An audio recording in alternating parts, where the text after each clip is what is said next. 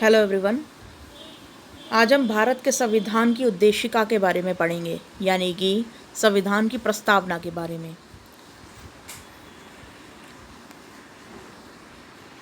हमारे संविधान का निर्माण के पीछे का क्या दर्शन है?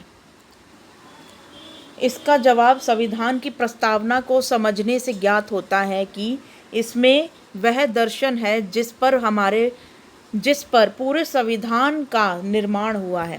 तो यानी कि हमारी जो संविधान की प्रस्तावना है उसमें वो दर्शन विद्यमान है, वो फिलॉसफी है जिसके ऊपर हमारे पूरे संविधान का निर्माण हुआ है। ठीक है, तो यहाँ पे सेकंड पॉइंट देखते हैं। भारत के संविधान की शुरुआत बुनियादी मूल्यों के साथ होती है, जिसे संविधान की प्रस्तावना या उद्देशिका कहते हैं। तो बुनियादी मूल्यों के साथ जो है हमारा संविधान निर्माण किया गया है। तो थर्ड देखते हैं, यहाँ पे भारतीय संविधान की प्रस्तावना के ये मुख्य बिंदु हैं। देखिए, प्रस्तावना एक तरीके से ना आप समझ लो कि पूरा संविधान में हमारे 395 आर्टिकल्स हैं, 395 अनुच्छेद हैं। ठीक है, और इतने बड़े संविधान को एक छोटे से उद्देशिका में हमने समाहित करके रखा है, यानी कि एक छोटे से प्रस्तावना हमने दे रखी है जो कि हमें हमारे संविधान का ओवरव्यू देती हैं कि आखिर हमने इतना बड़ा जो संविधान रचा है उसका क्या उद्देश्य है। ठीक है, तो उसका जो उद्देश्य हम डिफाइन करते हैं इस प्रस्तावना के अंदर कि हम क्या क्या चीज़ें प्राप्त करना चाहते हैं। तो हम ये सब चीज़ें प्राप्त करना चाहते हैं।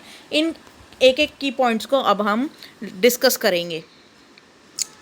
तो यहाँ पर मैं एक और चीज़ बता देना चाहती हूँ कि डॉक्टर भीमराव अंबेडकर जी ने ये जो प्रस्तावना है संविधान की, इसको संविधान की आत्मा बोला है। ठीक है, तो आत्मा कहा है उन्होंने सब हमारी ये प्रस्तावना को, संविधान की। अभी आगे पढ़ते हैं। हम भारत के लोग, अब ये लोग कौन है? अंतिम सत्ता भारत की जनता में ही निहित है और संविधान सर्वोच्च है। तो हम जो कि भारत के नागरिक हैं वही हम भारत के लोग। ठीक है, प्रभुत्व संपन्न भारत अपने फैसले लेने के लिए स्वतंत्र है। प्रभुत्व संपन्न का क्या मतलब होता है कि जब आसपास के देश हमारे देश में कोई हस्तक्षेप नहीं करते और ना ही वो हमें ये इंस्ट्रक्ट करते हैं कि हम ये फैसला लें। ठीक है, भारत अपने फैसले लेने के लिए स्वतंत्र है। कोई भी बाहरी शक्ति उसके फैसलों को प्रभावित नहीं कर सकती। ठीक है, नेक्स्ट है समाजवाद। सरकार जमीन और उद्योग धंधों की हकदारी से जुड़े कानून इस तरह से बनाए कि सामाजिक आर्थिक असमानताएं कम हो। ठीक है, तो समाजवाद का मेन पॉइंट क्या होता है? अभी ये ये कौन सी क्लास का है? हाँ, ये 9th का है। तो अभी आप समाजवाद जब बड़ी क्लासेस में जाओगे ना, 11th और 12th में, 11th में तो खैर इतना नहीं पढ़ पाओगे, लेकिन 12th क्लास में आपको समाजवाद का अर्थ समझ में आएगा कि एक तरीके से समाजवाद का मतलब है कि जितने भी उत्पादन के साधन हैं उन सबको इक्वली शेयर करना सभी लोगों के साथ। तो जितनी भी ज़मीन है, उद्योग हैं, उन सब पर पब्लिक का हक है। और पब्लिक का हक किन चीज़ों पर होता है? सरकारी चीज़ों पर। नेक्स्ट है पंथ निरपेक्ष। भारत में सभी धर्मों को समान माना गया है। देश में किसी एक धर्म को विशेष दर्जा प्राप्त नहीं है, उसे बोलते हैं पंथ निरपेक्ष या धर्म निरपेक्षता। ठीक है, कि राज्य का अपना कोई धर्म नहीं है, यानी कि हमारे भारत का अपना कोई धर्म नहीं है, लेकिन आप स्वतंत्र हो किसी भी धर्म को मानने के लिए और उसकी रिचुअल्स फॉलो करने के लिए। नेक्स्ट है लोकतंत्रात्मक। ऐसी शासन व्यवस्था जहां अपना शासक खुद चुनते हैं लोग और उन्हें जवाबदेह बनाते हैं, यानी कि जो हम चुन रहे हैं प्रतिनिधि वो हमारे प्रति जवाबदेह भी हैं। अगर हम कुछ क्वेश्चन पूछते हैं अपने चुने हुए प्रतिनिधि से तो उनका जवाब देना ही पड़ेगा। ठीक है, गणराज्य। देश में शासक लोगों द्वारा चुना जाएगा, ना कि वंश या खानदान से होगा। पुराने टाइम में हम राजवंश व्यवस्था देखते थे कि एक राजा का बेटा राजा बनता था, फिर उसका बेटा राजा बनता था। तो इस राजवंश परंपरा को इसमें ख़त्म कर दिया गया और गणराज्य बनाया गया, यानी कि जनता खुद अपने जो प्रतिनिधि है उनको चुनती है। न्याय, किसी भी नागरिक के साथ, अब यहाँ पे गणराज्य जो लिखा हुआ है, गणराज्य हमारे भारत का सर्वोच्च पद जो कि राष्ट्रपति जी का है, तो वो जो है वो भी जनता चुनती है, लेकिन इनडायरेक्टली। ठीक है, तो पहले जो, आगे बढ़ते हैं, अभी छोटे बच्चे हो तो ज़्यादा समझ में नहीं आएगा। अच्छा, नेक्स्ट है न्याय, किसी भी नागरिक के साथ उसकी जाति, धर्म, लिंग आदि के आधार पर भेदभाव नहीं किया जा सकता। नेक्स्ट, स्वतंत्रता, देश के नागरिकों को अपने विचारों की अभिव्यक्ति करने की स्वतंत्रता प्राप्त है। स्वतंत्रता में मेन स्वतंत्रता यही होती है कि इंसान जो सोचता है वो बोल सके, लेकिन यहाँ पर स्वतंत्रता तो ये वाली मिली हुई है, राइट टू स्पीच, जो कि अनुच्छेद 19 के अंदर है, लेकिन ये गरिमापूर्ण शब्दों के साथ है। ठीक है, अगर आप किसी को अपशब्द बोलते हो या किसी को गालियाँ देते हो तो ये अलाउड नहीं है। आपको अपनी बात रखने का पूरा अधिकार है, लेकिन अच्छे वर्ड्स के साथ, बुरे वर्ड्स का यूज़ नहीं करना।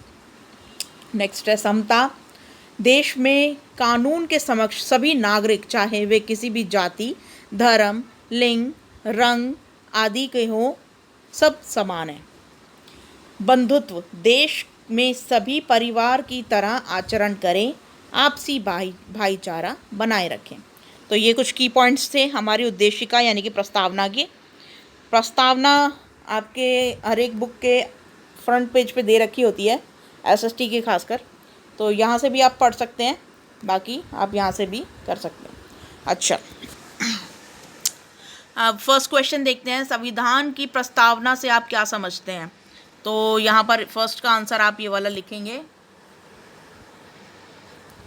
यहाँ से लेकर यहाँ तक। इसका जवाब संविधान की प्रस्तावना को समझने से ज्ञात हो जाता है। इसका आंसर हो जाएगा फर्स्ट वाले का, इसमें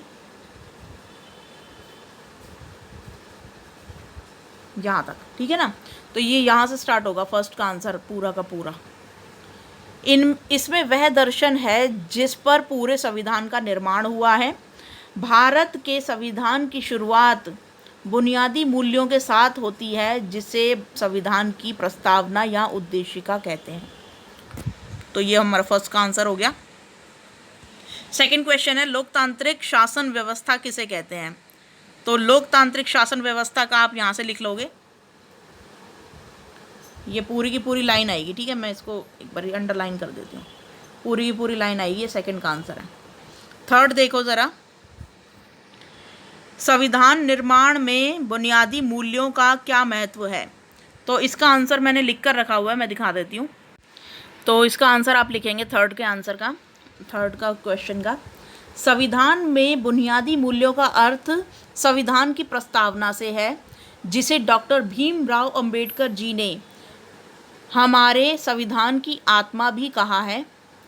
यहाँ पूर्ण विराम लगा लेना, ठीक है, बाद में। इसमें वह दर्शन है जिस पर हमारा पूरा संविधान का निर्माण हुआ है।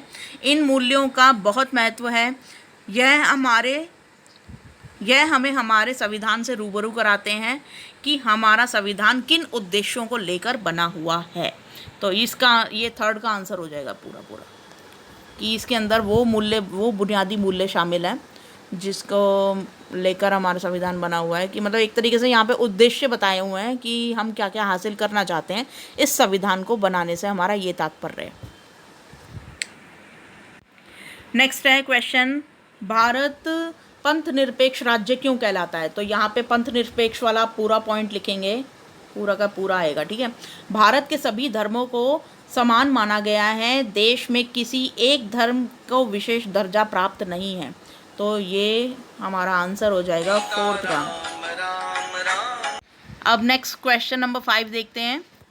आपके विचारों में समानता का अधिकार क्या होता है? तो समानता का अधिकार आप यहाँ से लिख लेंगे, देश के में कानून के समक्ष सभी नागरिक समान हैं, चाहे वो किसी भी जाति, धर्म, लिंग, रंग आदि के हों। ठीक है, तो ये 5th का आंसर हो जाएगा। तो आज की वर्कशीट में फ़िलहाल इतना ही था। बाकी ये भारत के संविधान की उद्देशिका पढ़ लेना, यानी कि ये प्रस्तावना है पूरी की पूरी। हम भारत के लोग भारत को एक संपूर्ण प्रभुत्व संपन्न समाजवादी पंथ निरपेक्ष लोकतंत्रात्मक गणराज्य बनाने के लिए तथा उसके समस्त नागरिकों को सामाजिक, आर्थिक और राजनैतिक न्याय, विचार, अभिव्यक्ति, विश्वास, धर्म और उपासना की स्वतंत्रता, प्रतिष्ठा और अवसर की समता प्राप्त कराने के लिए तथा उन सब में व्यक्ति की गरिमा और राष्ट्र की एकता और अखंडता सुनिश्चित करने वाली बंधुता को बढ़ाने के लिए दृढ़ संकल्प होकर अपनी इस संविधान सभा में आज तारीख 26 नवंबर 1949, मैंने बताया था ना कि हमारा संविधान जो है ये 26 नवंबर 1949 को बनकर रेडी हुआ था। ठीक है, मिति मार्गशीर्ष, यहाँ पे मिति नहीं होगा, यहाँ पे तिथि है, तो तिथि मार्गशीर्ष शुक्ल सप्तमी सप्त 2006 विक्रमी को एतद द्वारा इस संविधान को अंगीकृत, अधिनियमित और आत्मर्पित किया हुआ है, करते हैं। ठीक है ना, तो ये हमारी संविधान की प्रस्तावना हो गई, जिसे डॉक्टर भीमराव अंबेडकर जी ने हमारे संविधान की आत्मा बोला है। आज की वर्कशीट में बस इतना ही। Thank you.